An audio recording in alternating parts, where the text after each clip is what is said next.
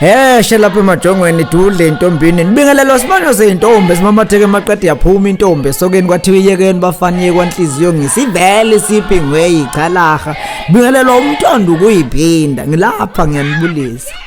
Cha ngifuna ukuthi kinina ingane zasekhaya ngonyaka odlule sacishe sawuvala social media ngombukiso kweshela nokuqoma kwentombi. Abaningi balikhumbula ilanga lasemthandeni uphuma la ngasikothe wentokazi engawushayizwe libuka phakathi kwamajongo namashinga ngalishaya ikhanda. And okunye mhlawumbe umuntu okubalekile ufuna ukuchaze ngalo ambukiso inhloso yawo enkulu kwakufundisa nokufaka ivuso emajongweni nasebafane nje abasebancane ngobuhle sithombe sisidweba ngamagama la suke siceba khona ubuthakathaka nobuze benhliziyo mangabe ithanda umuntu.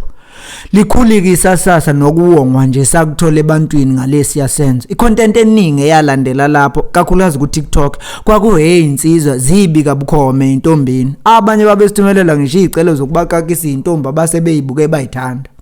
Leso sizathuke ngilana.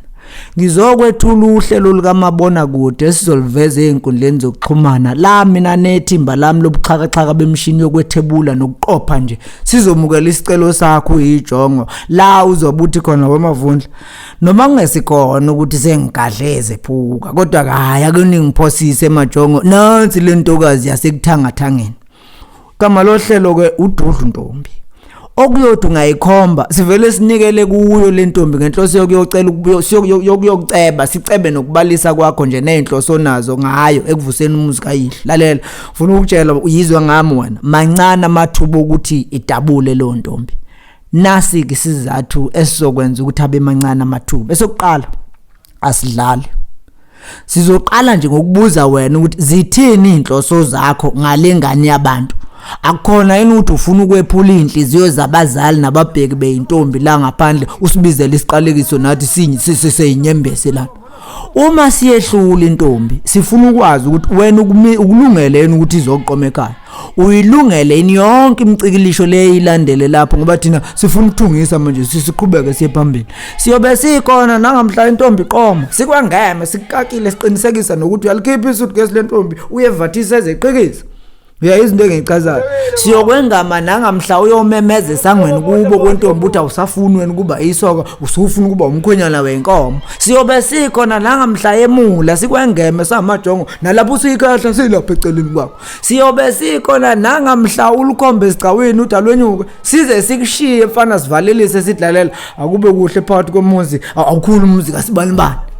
Ngakho ke awuzi ukusibiza mangabe ukuthi uyadlala. Asikwazi ukudlala ngezinto zabantu abadala. Nawe mawuyintokazi uma ngabe kukhona insizwa usufuna ukuyephukela kodwa nje usafuna ukuyishikilisa nje kokugcina. Ulalela ufuna ukuyiqoma nje izwe libuka. Usibize nayo insizwa lo uyijedlalela. Hayi angakakuzwa mina awubiza uDudlu Ntombi lapha eze lapha sike sizodlalisa amagama sikubonisa ukuthi vele nawe ubuvele ungeke udabule ngisho ngabe kuthi ubungamthandi kumne wethu. Kusithokozisa kakhulu. Lolu hlelo kolizoqala ngoNcwaba August lo nje uzosombuluka. Ukwenzela ukuthi sifike nathi ngalendlela ozobufuna ngayo uyosithumelela nje email ku dudluntombi@mavundlamedia.co.za. Sobe sesilapho siqeshile samajongo sizokubonisa ubuhle bensizwa nobuhle bentombi, ubuhle bokwakha ubuhlobo nobuhle bokwakha imizi. Sobe sinanike eparadise. Awengishiyo kwamanje. Bye bye.